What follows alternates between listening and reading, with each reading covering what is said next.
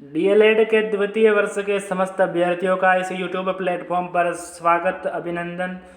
आपके जो फर्स्ट विषय हैं बच्चे और सीखना, उसके लिए हमारे यूट्यूब चैनल पर लगातार क्लासें अपलोड की जा रही हैं और अन्य सभी विषयों की कक्षाएं आपको इस यूट्यूब चैनल पर मिलेगी, जिसमें सारगर्भित और संक्षिप्त मैटर होगा। तो अब जो यूनिट हैं बच्चे और सीखना, पहले पेपर की 7वीं यूनिट है। इसमें आपके टोटल 8 यूनिट्स हैं। तो 7वीं यूनिट है विशेष आवश्यकता वाले बच्चे। तो इसमें 7 अंक का मैटर आएगा। आपके विशेष आवश्यकता वाले बच्चों से क्या अभिप्राय हैं, जो आपके मतलब एक तरह से दिव्यांग कैटेगरी के हैं या एक तरह से पिछड़े हुए हैं बच्चे हैं, शारीरिक रूप से कोई कमी है उनमें, उन कमी के लिए उनके एक शब्द यूज किया जाता है भारत सरकार द्वारा। भारत सरकार द्वारा जो विशेष योग्यजन शब्द इनसे इनको संबोधित किया जाता है। तो इसमें वर्णांधता का संबंध किससे है पूछा जाए तो दृष्टि से संबंधित है वर्णांधता। सरकार द्वारा संबोधन विशेष योग्यजन है। और एक सुधा चंद्रन नाम की एक लेडी हुई है जो विशेष आवश्यकता वाले बच्चों में है, मतलब दिव्यांग श्रेणी में है। तो ये किस फील्ड से संबंधित है तो नृत्य और सिनेमा से संबंधित है। ये नृत्य और सिनेमा फील्ड से संबंधित है। एक फिल्म आई थी पीछे फिल्म आई थी तारे जमीन पर। इसमें एक कैरेक्टर था ईशान। उसको इस फिल्म में कोई बीमारी दिखाई जाती है तो उस बीमारी का नाम पूछा जा सकता है आपके, मतलब इस किताब में इसका जिक्र है। तो ये बीमारी है डिसलेक्सिया। कौन सी बीमारी है दोस्तों? उसको डिसलेक्सिया बीमारी है ईशान जो इस फिल्म का पात्र है। फिर समावेशित शिक्षा से क्या अभिप्राय है तो समावेशित शिक्षा यानी जो ये विशेष आवश्यकता वाले बच्चे हैं, इन सभी बच्चों को साथ में लेकर सामान्य बच्चों और विशेष आवश्यकता वाले बच्चों को एक साथ तालमेल बिठाते हुए शिक्षण कार्य को आगे बढ़ाना, उनको दोनों को एक ही साथ शिक्षण कार्य करवाना समावेशित शिक्षा है, ताकि विशेष आवश्यकता वाले बच्चे अपने आप को हीन भावना में न ले ले, अपने आप को डिप्रेस न ले ले।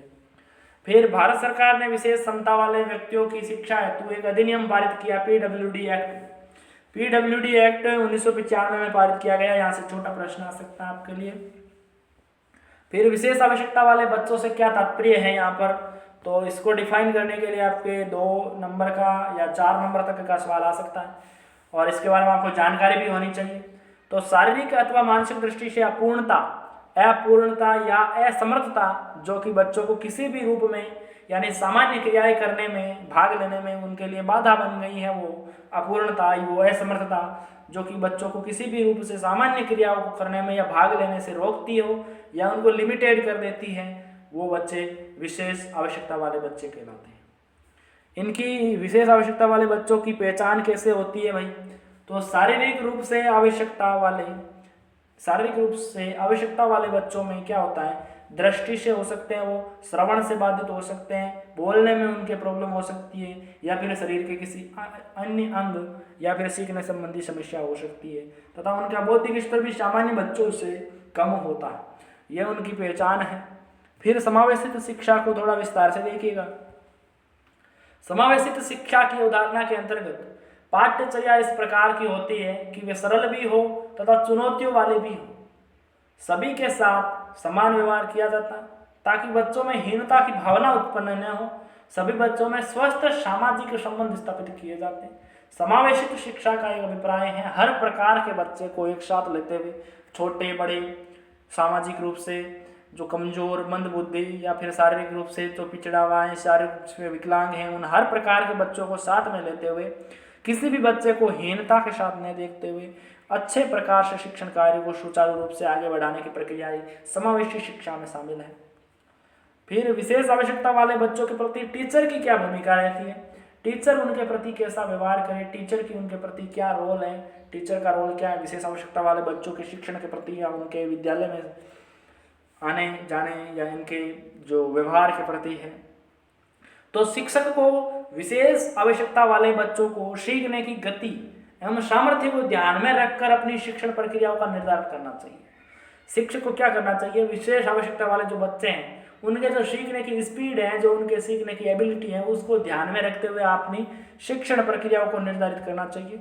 बच्चों को हीन भावना को दूर करना, उन्हें प्रेरित करना, उन्हें मोटिवेट करना कि आप भी कर सकते हो, आप पढ़ सकते हो, हाँ आप कुछ कर सकते हो, उनको मोटिवेट करना हीन भावना दूर करते हुए।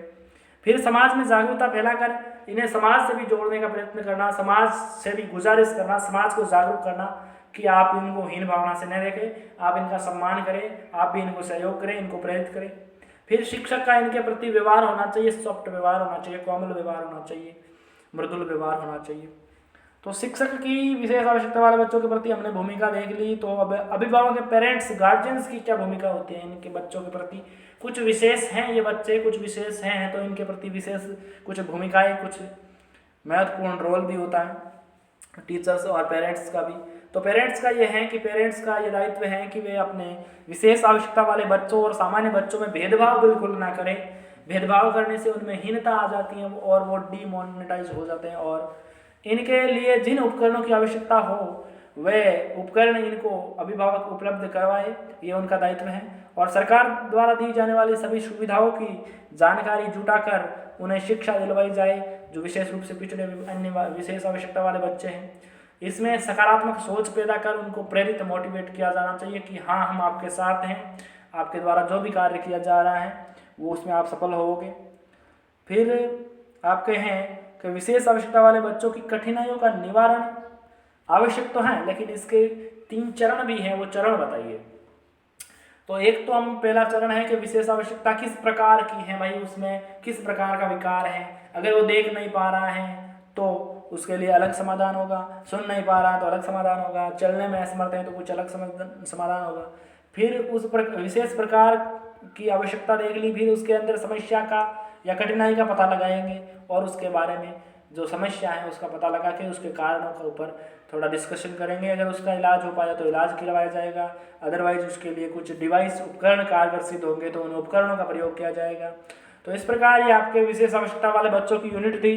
तो इस यूनिट में आपको शॉर्ट, स्वीट और संक्षिप्त और सारगर्भित कंटेंट उपलब्ध करवाने का प्रयास किया गया है। तो ये वीडियो आपको कैसा लगा कमेंट बॉक्स में कमेंट करके जरूर बताएं, और अच्छा लगा तो लाइक करें और अपने दोस्तों तक इसको पहुंचाकर उनका भी आप एक तरह से पढ़ने के लिए कंटेंट दे सकते हो और हिंट दे सकते हो कि किस प्रकार की तैयारी एग्जाम के लिए बेटर होती है। तो इस वीडियो को देखने के लिए आपका तहे दिल से शुक्रिया, धन्यवाद, आभार वीडियो देखने के लिए। जय हिंद, जय भारत।